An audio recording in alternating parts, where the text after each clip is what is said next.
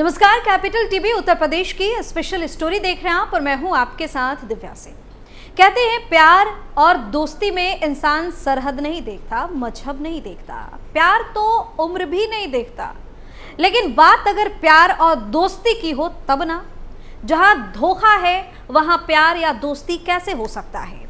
गौर करने वाली बात यह है कि धोखे का शिकार बन रही हैं देश की बेटियां, ऐसी लड़कियां जो किसी पर भी विश्वास कर लेती है, लेकिन बदले में उन्हें मिला है जिहाद नाम का सबसे बड़ा धोखा। देश के अलग अलग राज्यों में लड़कियों की भावनाओं से खेलने का ये गंदा खेल बढ़ता ही जा रहा है। सोची समझी साजिश के तहत लड़कियों को गुमराह किया जा रहा है। एक एजेंडे को चलाने के लिए लड़कियों की जिंदगी से खेला जा रहा है। देश के अलग अलग हिस्सों से हैरान करने वाली और दिल को झकझोर देने वाली घटना सामने आ रही है, जिससे हमें सबक लेने की जरूरत है और अगली बार किसी पर भी भरोसा करने से पहले 100 बार सोचने की जरूरत है। देश में तेजी से बढ़ रहा जिहाद का मामला, हिंदू नाम रखकर सोशल मीडिया पर दोस्ती, मस्जिद में बुलाकर हिंदू लड़की से हैवानियत, 2 जिले से हैरान करने वाला मामला। देश के अलग अलग राज्यों से जिहाद की ऐसी खबर सामने आती है जिसको सुनकर आपको भी गुस्सा आ जाएगा। लेकिन आज बात करेंगे यूपी के 2 जिलों की, 2 ऐसी ताज़ा खबर की जिसने हैरान कर दिया है और ये सोचने पर मजबूर कर दिया है कि किसी पर भी भरोसा करना कितना खतरनाक हो सकता है। सबसे पहले बात मुरादाबाद की। यूपी के मुरादाबाद से जिहाद का एक मामला सामने आया है। खुद को प्रिंस बताकर फैज ने एक हिंदू लड़की से पहले दोस्ती की, बाद में पीड़िता को जामा मस्जिद के पास बुलाकर उसको अपनी हवस का शिकार बना दिया। आरोपित ने पीड़िता को जबरन दिल्ली भी ले जाने की कोशिश की। पुलिस ने इस मामले में एफआईआर दर्ज कर लिया है। मामले की जांच की जा रही है। ये घटना मुरादाबाद के थाना क्षेत्र मुगलपुरा का है। यहाँ एक हिंदू लड़की ने पुलिस में शिकायत दर्ज करवाई है। शिकायत में मुरादाबाद के छिजलैट निवासी पीड़िता ने बताया कि फेसबुक पर उसकी जान पहचान प्रिंस नाम के एक व्यक्ति से हुई थी। थोड़े समय बाद दोनों में दोस्ती हो गई। 28 अप्रैल 2024 को प्रिंस ने उसे मिलने के लिए बुला लिया।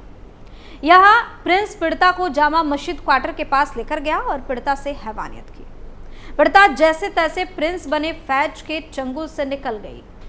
शिकायत में आगे बताया कि जब वो फैज के चंगुल से निकलकर भाग रही थी तब उसे रोक लिया गया और उसने पीड़िता को घर तक छोड़ आने का झांसा दिया। फैज लड़की को घर ले जाने के बजाय धोखे से बस में बिठाकर दिल्ली ले जाने लगा। आखिरकार पीड़ित लड़की खुद को फंसता देखकर घबरा गई और शोर मचाने लगी। लड़की की आवाज सुनकर आसपास के लोग वहां पहुंच गए। लोगों को आता देखकर फैज वहां से भाग निकला। पीड़िता की मदद करने वालों ने उसे पुलिस में शिकायत दर्ज करने की सलाह दी। अपनी शिकायत में पीड़िता ने फैज पर कड़ी कार्रवाई की मांग की है। आरोपित फैज मुगलपुरा थाना क्षेत्र के जामा मस्जिद क्वार्टर के पास रहता है। पुलिस ने उसे नामजद करते हुए एफआईआर तो दर्ज कर ली है। आरोपित के खिलाफ आईपीसी की धारा 376 के तहत कार्रवाई की गई है।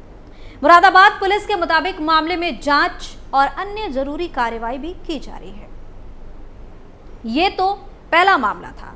वही दूसरी खबर सहारनपुर से सामने आई है। उत्तर प्रदेश के सहारनपुर जिले से भी एक जिहाद का मामला सामने आया है। यहाँ शाकिब नाम के युवक ने फेसबुक पर हिंदू नाम से आईडी बनाकर नाबालिग दलित समुदाय की एक लड़की के साथ दोस्ती की।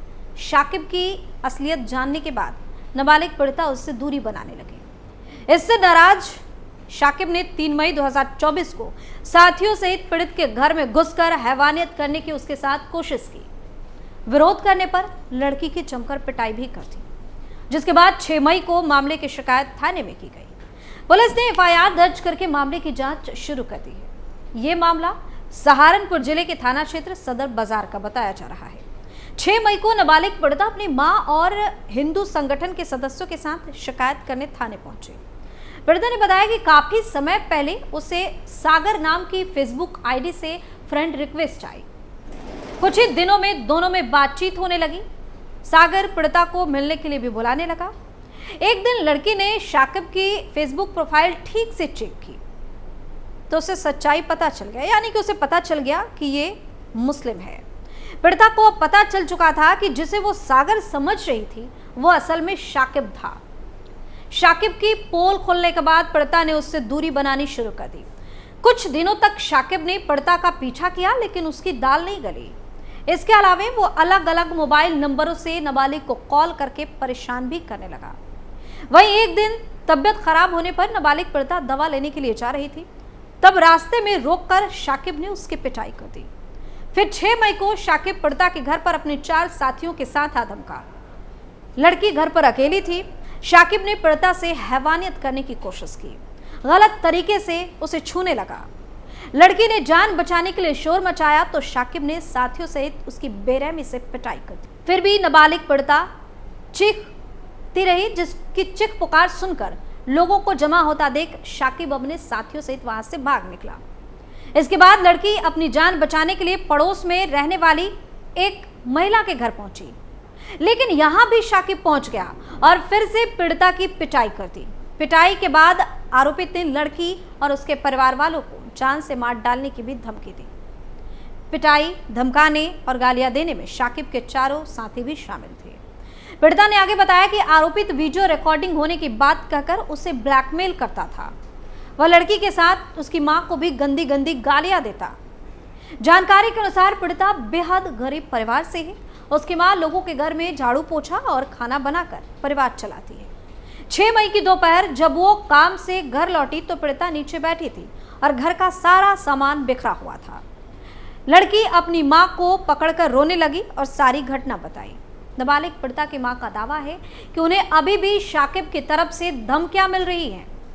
महिला के सिर पर वार करने की धमकी दी जा रही है। पीड़ित परिवार डर से ना खा पा रहा है और ना ही ठीक से सो पा रहा है। इतना ही नहीं, पीड़िता की मां का कहना है कि सहारनपुर के हिंदू संगठनों ने उनकी बहुत मदद की है। इन सभी ने न सिर्फ पीड़ित परिवार को सुरक्षा का भरोसा दिया, बल्कि खाने पीने के सामान भी मुहैया करवाए। लड़की की मां ने खुद को हिंदू संगठनों का आभारी बताया। वहीं मीडिया से बात करते हुए सहारनपुर के हिंदू योद्धा परिवार की महिला मोर्चा पदाधिकारी वर्षा पराशर ने बताया कि उन्हें पुलिस की तरफ से पीड़िता की शिकायत पर कड़ी कार्रवाई न करने की जानकारी हुई थी। वर्षा अपने साथियों के साथ थाने पहुंची और आरोपित के खिलाफ केस दर्ज करवाया। सहारनपुर पुलिस एफआईआर दर्ज करके मामले की जांच कर रही है। बता दें कि फरवरी 2024 में आगरा से भी एक खबर सामने आई थी। यहाँ भी जहाद का ही मामला था, जिसमें किशोरी द्वारा आरोप लगाया गया कि एक युवक अपनी पहचान छुपाकर किशोरी से मिला और नाम बदलकर किशोरी से दोस्ती कर ली। दोस्ती करने के बाद आरोपी युवक किशोरी के बेहद करीब आया और शादी का झांसा देकर काफी समय तक शारीरिक शोषण करता रहा। जब किशोरी ने युवक से शादी की बात कही तो सच्चाई सामने आ गई। किशोरी ने युवक की शिकायत थाने में दर्ज कर दी, जिसके बाद पुलिस ने युवक को गिरफ्तार भी कर लिया था। पीड़िता ने आरोप लगाया कि दिलशान ने अपना नाम दीपक कुमार बताया था और उसके बाद किशोरी से दोस्ती कर ली। उसके बाद अपनी पहचान छुपाकर उसके साथ शादी का झांसा देकर शारीरिक शोषण करता रहा। जब आरोपी युवक की सच्चाई किशोरी के सामने आई तो पैरों तले जमीन खिसक गई। आरोपी युवक का नाम दीपक कुमार नहीं बल्कि दिलशाद है, जिसके बाद किशोरी ने पुलिस से मदद की गुहार लगाई। पीड़िता की ओर से थाना ट्रांस यमुना में तहरीर दी गई, जिसमें कहा गया कि पहचान छुपाकर एक युवक ने शादी का झांसा देकर करीब 3 साल तक उसका शारीरिक शोषण किया। जानकारी के अनुसार आगरा के थाना ट्रांस यमुना क्षेत्र निवासी पीड़िता की दोस्ती वहीं के रहने वाले एक युवक से हो गई। युवक ने अपना नाम दीपक कुमार बताया और किशोरी युवक से दोस्ती कर बैठी। उसके बाद आरोपी युवक ने पीड़िता को शादी का झांसा दिया और करीब 3 साल तक उसका शारीरिक शोषण करता रहा। पीड़िता के आरोप के अनुसार आरोपी युवक हाथ में कलावा बांध कर रखता था और अपना नाम दीपक कुमार बताया था। जब किशोरी ने शादी की बात युवक से की तब जाकर मामला खुला और आरोपी युवक का नाम दीपक कुमार नहीं बल्कि दिलशाद निकला। इसके बाद पीड़िता ने थाना में तहरीर देकर मामला दर्ज कराया। तो जिस तरह के मामले सामने आ रहे हैं उसने सबको सोचने पर मजबूर कर दिया है कि इनके इरादे हिंदू बहन बेटियों को लेकर कितने घिनौने हैं। बता दें कि जिहाद और धर्म परिवर्तन को लेकर पूरे देश में कड़े कानून हैं, लेकिन बावजूद इसके इस तरह के मामले नहीं रुक रहे। लेकिन अब लड़कियों को यह भी समझना होगा कि आंख बंद करके किसी पर भी विश्वास ना करें, क्योंकि बाद में पछताना पड़ सकता है। इस स्पेशल स्टोरी में फिलहाल के लिए इतना ही। देखते रहिए कैपिटल टीवी उत्तर प्रदेश। नमस्कार।